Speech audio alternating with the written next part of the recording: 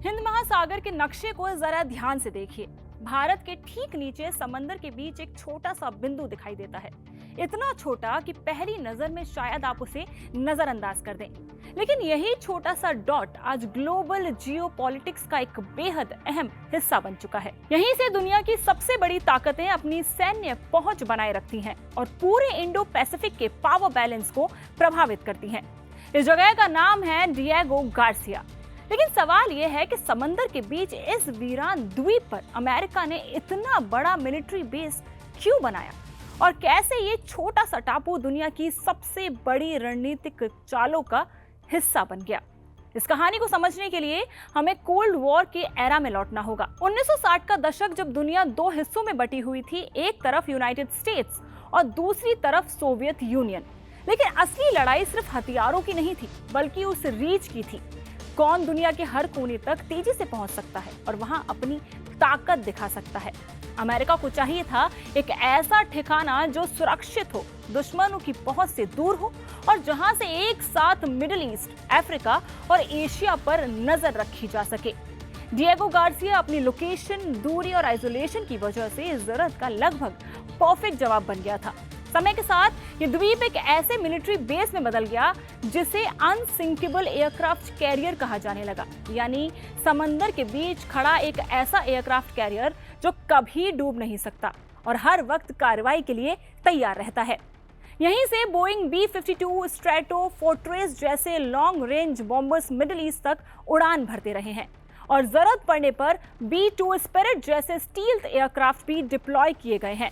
Gulf war हो या अफगानिस्तान और इराक के ऑपरेशन, इस छोटे से द्वीप से उठे विमानों ने हजारों किलोमीटर दूर जंग की दिशा तय की है। कोल्ड वॉर खत्म होने के बाद भी इसका महत्व कम नहीं हुआ, बल्कि और ज्यादा बढ़ गया, क्योंकि अब इस खेल में एक नया खिलाड़ी शामिल हो चुका है, चाइना। चीन धीरे धीरे हिंद महासागर में अपनी मौजूदगी बढ़ा रहा है। पोर्ट्स, इन्वेस्टमेंट्स और स्ट्रेटेजिक एक्सेस के जरिए, जिसे अक्सर स्ट्रिंग ऑफ पर्ल्स स्ट्रेटेजी कहा जाता है।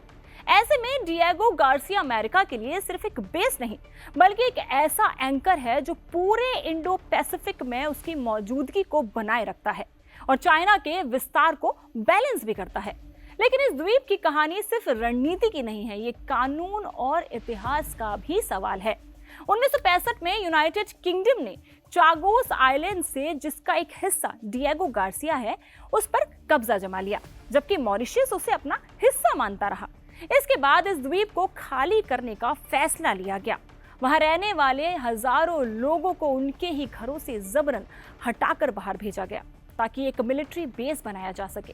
यानी ये सिर्फ एक स्ट्रेटेजिक मूव नहीं था, बल्कि ताकत के नाम पर पूरे एक समाज को हटाने की कहानी भी थी।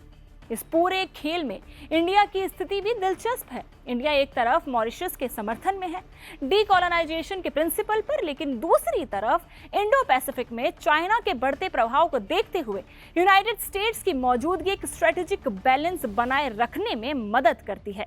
ये बात भी इंडिया बखूबी समझता है।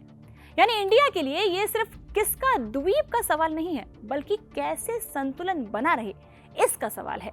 अगर इस पूरे मामले को देखें तो डिएगो गार्सिया सिर्फ एक जगह नहीं है, ये ग्लोबल जियोपॉलिटिक्स का एक बड़ा इंटरसेक्शन है, जहां हर फैसला सिर्फ एक देश को नहीं बल्कि पूरे रीजन को प्रभावित करता है।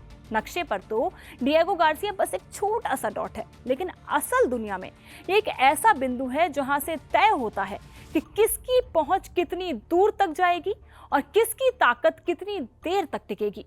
ये कहानी सिर्फ एक द्वीप की नहीं, ये उस दुनिया की कहानी है जहां छोटे छोटे स्थान बड़े बड़े फैसले तय करते हैं। और शायद अगली बार जब आप किसी नक्शे पर ऐसा कोई छोटा सा बिंदु देखें तो उसे बिल्कुल नजरअंदाज मत कीजिएगा, क्योंकि हो सकता है दुनिया की अगली बड़ी कहानी वहीं से लिखी जा रही हो।